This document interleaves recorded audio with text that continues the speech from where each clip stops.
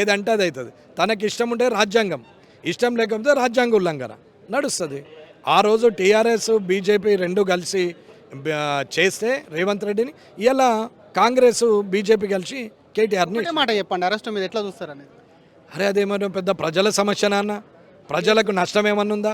ఉపాసం ఉంటారా? కొన్ని కుటుంబాలు చనిపోతారా? లేకపోతే భూమి బీఆర్ఎస్ వాళ్ళు ఆల్రెడీ చెప్తున్నారు విధ్వంసం అవుతుంది మొత్తం రాష్ట్రం అని. ప్రజలు తిరగబడి ఈపులు వాళ్ళు కొడతారు విధ్వంసాలు అయితే. ఎందుకు అవుతుందండి విధ్వంసం? ఓని కోసం అవుతుందండి. ఇవాళ రేపట్ల భర్త చనిపోతే భార్య వారం రోజులలో 10 మందితో నవ్వుకుంటూ మాట్లాడుతున్నది. భార్య చనిపోయి 2 చిన్నపిల్లలు ఉంటే తండ్రి ఇంకో పెళ్ళాన్ని చేసుకుంటున్నాడు. ఇటువంటి కల్చర్ ఉన్నప్పుడు ఈయన కోసం ఒకడు చచ్చిపోతాడు, వీళ్ళు వచ్చి అగ్నిగుండం చేస్తారు. అగ్నిగుండం చేస్తే ప్రజలు బద్దలు భాషంగాలు చేస్తారు. చివరిగా ఈరోజు పెట్టేటువంటి బిల్లు మీద ఒక్క మాట 6 చట్టం అన్న, ఇవాళ బిల్లు ఏది చేసినా రైతు అనే వ్యక్తిని ఇబ్బంది పెట్టడమే తప్ప ఏమీ లేదు.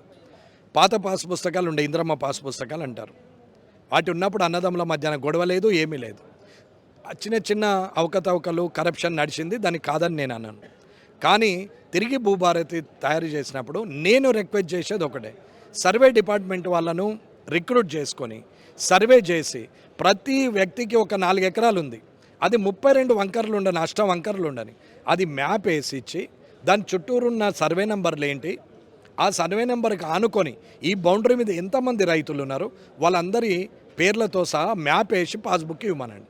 ఇక గజం కూడా ఎవరు జరగరు, ఇంకొకటి ఎంక్రోచ్ కాడు, వాని బౌండరీ వానికి ఫిక్స్ అయ్యి ఉంటుంది. అంతే తప్ప ఇంద్రమ్మ ముఖం ఉండొద్దని కేసీఆర్ అందమైన ముఖం కోసం ధరణి, కేసీఆర్ అందమైన ముఖంకి వెళ్ళి బాగా పొడుగున్నని ఈయన ముఖం వేసుకొనో, లేకుంటే రాహుల్ గాంధీ ముఖం వేయడానికి ఇంకో పాస్బుక్లు, ప్రజాధనాన్ని దుర్వినియోగం చేయడమే తప్ప ఏమీ లాభం లేదు.